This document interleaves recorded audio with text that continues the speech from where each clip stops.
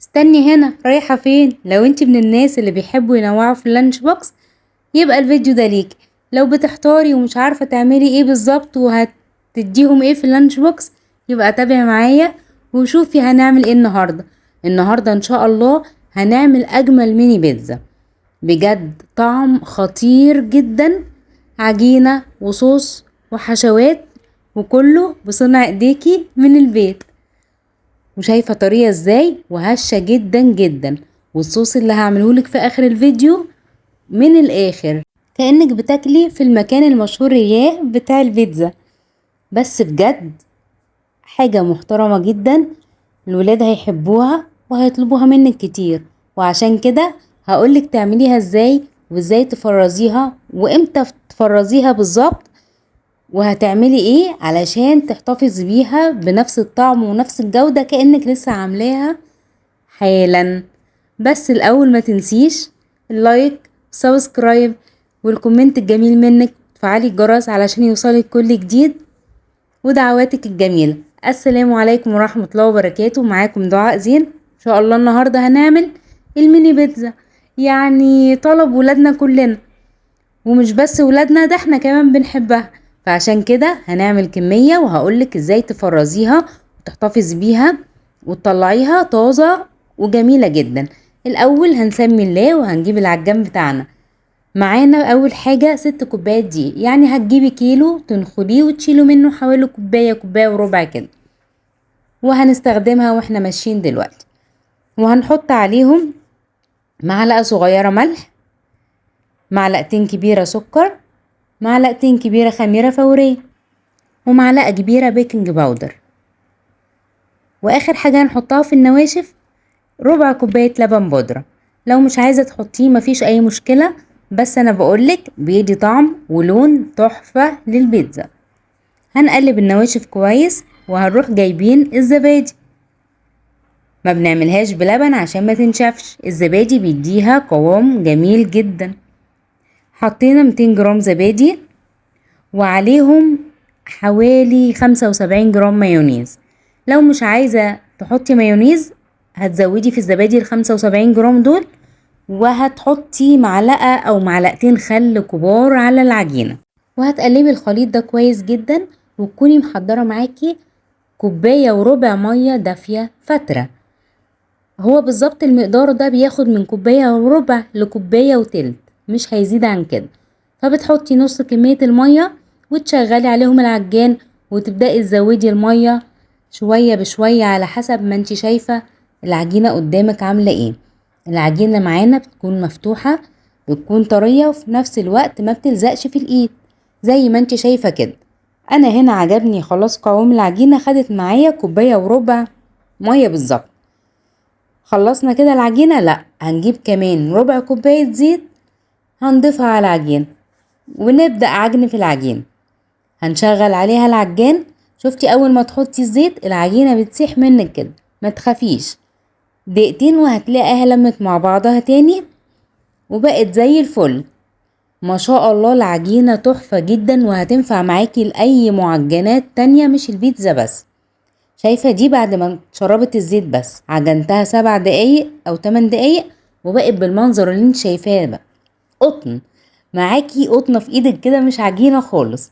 هدهن البولة زيت واغطيها كمان برشة زيت واغطيها بفوطة او بكيلينج راب لغاية ما تخمر. انا عندي المطبخ كان حر جدا، يدوبك ربع ساعة وبقت بالمنظر اللي قدامك دوت. بسم الله ما شاء الله، تحفة. عجينة معاكي تحس ان هي كيك سبنجي كده في ايدك. بهبط التخمير اللي فيها بالراحة وهقسمها بقى زي ما انت عايزة. هتاخدي جزء من العجينة وتروحي فرداه، شايفة ما شاء الله جميلة جدا. هتاخدي جزء العجينة، الجزء بقى اللي انت عايزاه او على حسب المساحة عندك. لو عايزة تفرديها كلها مفيش اي مشكلة.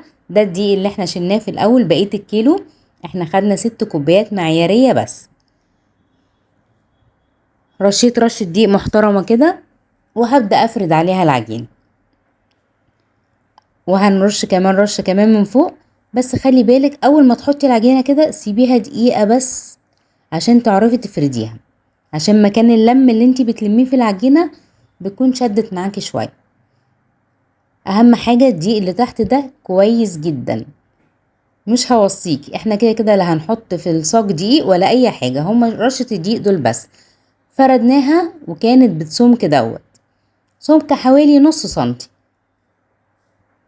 واهم حاجة تكون مستوية كل العجينة بنفس السوا، علشان هنقطعها تقطيعات دلوقتي كبيرة وصغيرة، وعلشان العجينة كلها نفس السوا هتستوي سوا واحد وهتاخد لون واحد ومش هيحصل فيها اي حاجة خالص.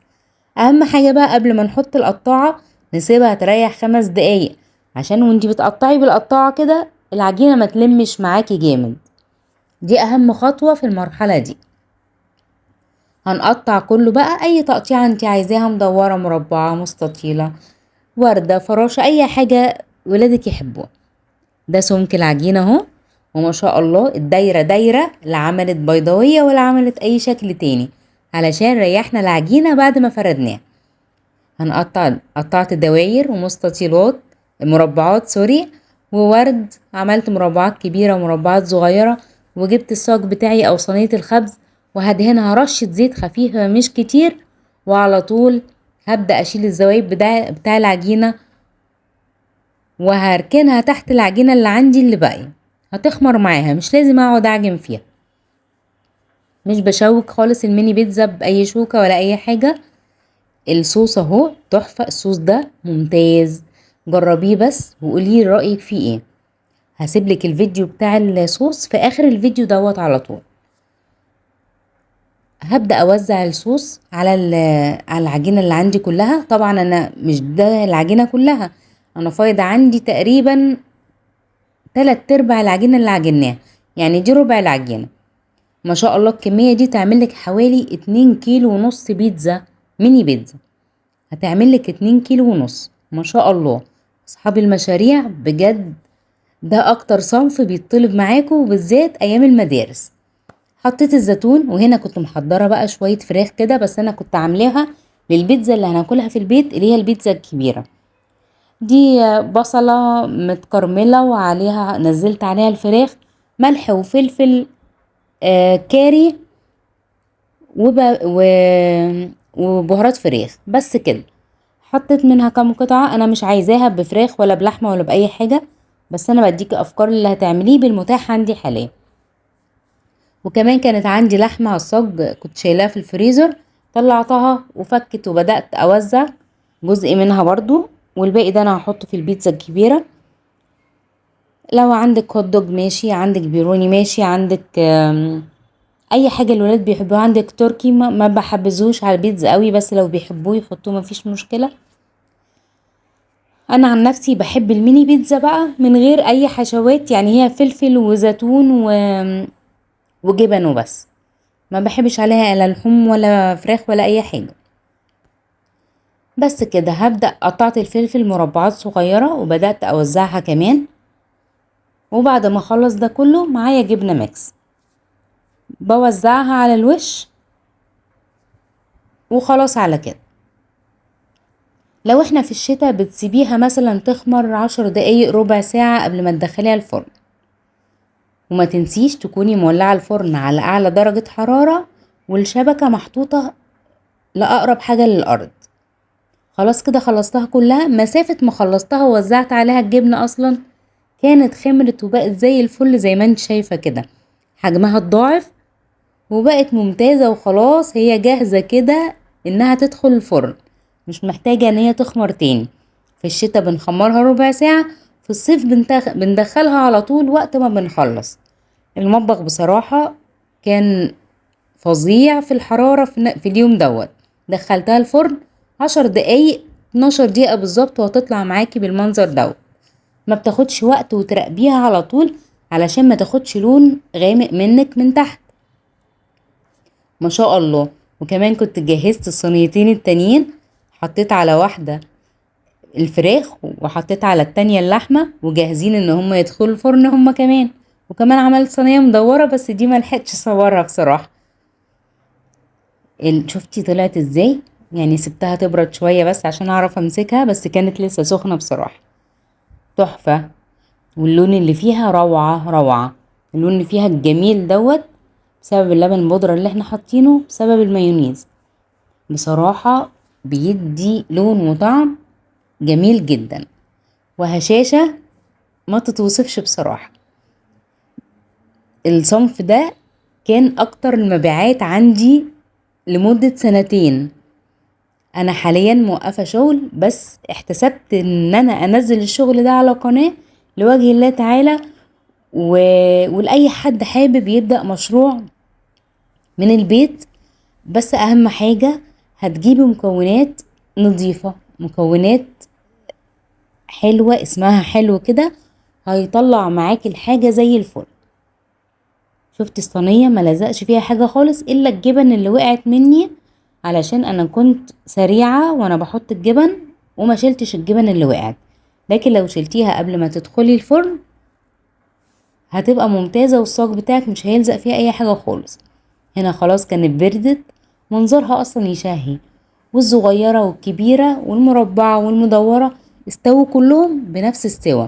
حتى الوردة كمان كانت اصغر حاجة فيهم واستوت سوا مظبوط زي الكل. علشان انتي الاول فردتي العجينة بسوا واحد، ما تخافيش لو عملتي قطعة كبيرة وقطعة صغيرة شوية مش هيحصل لها اي حاجة، والكل هيطلع بنفس السوا ونفس الجمال زي ما انتي شايف. والصواني الكبيرة كمان كانت استوت معايا. العجينة بتاعت الصواني الكبيرة دي انا بفردها ربع سنتي، يعني سمكها اقل بالنص من سمك الميني بيتزا، علشان ما بحبهاش تخينة شوية. لو بتحبيها تخينة شوية مفيش مشكلة، هتفرديها زي الميني بيتزا. يلا بقى نفتح واحدة كده. شايفة ما شاء الله، تخمير مظبوط، عجن الاول مظبوط وتخمير مظبوط وسوا كمان مظبوط، هيطلع لك حاجة بيرفكت من الاخر. العجينة قطن مشبك في بعضه زي ما انت شايفة كده، والمسام والتخمير والهشاشة اللي فيها ممتازة. ما شاء الله ما شاء الله، يعني حاجة كده من الآخر. أنا لما بجيب لك وصفة بكون والله معتمداها بقالي سنين، يعني مش حاجة لسه مجرباها امبارح أو بقالي شهر ولا حاجة وبنزلها لك. وكمان هنا السمك بتاع البيتزا بقى اللي أكلناها، شوفي سمكها عامل ازاي، مفيش هوا. وهو ده الصح في البيتزا نفسها. الميني بيتزا بتبقى تخينة شوية علشان ديت بتبقى صغيرة، ما ينفعش احنا نرققها جامد هتتحرق. بس بصراحة طعم روعة، لون ممتاز، تسوية جميلة جدا، ولادك هيحبوها جدا جدا جدا. اعملها لهم، وان شاء الله هنزلك افكار تانية جديدة وحلوة للانش بوكس. بس ما تنسيش تفعلي الجرس عشان يوصلك كل جديد، وهستنى رأيك لو جربتيها. هي بصراحة كانت جميلة جدا، يعني انا لو ما كنتش مشغولة كنت قعدت اصور فيها للصبح. بس اوعي تقفلي الفيديو، لسه هنشوف طريقة الصوص بتاع البيتزا عملناها ازاي. في الاول هنسمي الله ونجيب حلة او طاسة او كزرولة اي حاجة عندك، وهتحطي فيها معلقتين 3 زيت ذرة، وهتنزلي بمعلقتين كبار توم مفروم، وهتشوحيهم. بس مش هيلونوا، احنا عايزين نشم ريحة التوم بس كده، مش عايزينهم يلونوا خالص، عايزينهم ابيض زي ما هم. وعلى طول هنجيب برطمان صلصة، صلصة، وهي دي هيديكي طعم جاهز بالظبط. هننزله كله في التوم، والشوية الاخر دول بجيب مية سخنة ربع كوباية مثلا وبرج البرطمان وبينزلوا بكل سهولة. حط عليهم نص معلقة ملح بس، مش هنكتر علشان الصلصة بتبقى حادقة. وعلى طول رشة فلفل حوالي ربع معلقة صغيرة، ونقلب كويس. ممكن نسيب الصوص على كده، لكن انا عشان نطير المادة الحافظة باكبر قدر ممكن هجيب كوباية مية مغلية، هنزل بيها على الصلصة واسيبها تاخد غلوتين 3. تمام كده، على نار وسط طبعا، ما نعليش النار. واول ما تبدأ تغلي كده خدت غلوتين خلاص وبدأت تتكثف معايا شوية، هنزل بنص معلقة توم باودر ونص معلقة بصل باودر ونقلب كويس كويس. خلاص هي خدت السمك اللي احنا عايزينه. اجيب حوالي معلقة كبيرة زعتر كده وافركها ما بين ايديا كويس واروح منزلاه. هقلب تقلبتين واطفي، ما ينفعش نقعد الزعتر كتير على النار علشان ما يمررش مننا. بس تقلبتين بساط جدا. واجيب عسل نحل معلقتين صغيرين، على علبة الصلصة معلقتين صغيرين عسل نحل، وانا طافية النار واقلب كويس جدا جدا. وخلاص كده الصوص خلص، مفيش اسهل من كده. وعشان تفرزي الميني بيتزا بعد ما تبرد خالص هتبدأي تحطيها في اكياس وتقفليها كويس وتحطيها في الفريزر، واول ما تعوزي منها تطلعي تخليها تهدى شوية بره وتدخليها مايكرويف او فرن سخن. وخلاص على كده، وهتسخنيها وتبقى زي الفل وكأنها لسه طالعة من الفرن حالا. وما تنسيش دعوة حلوة وكومنت جميل منك علشان استمر. باي باي.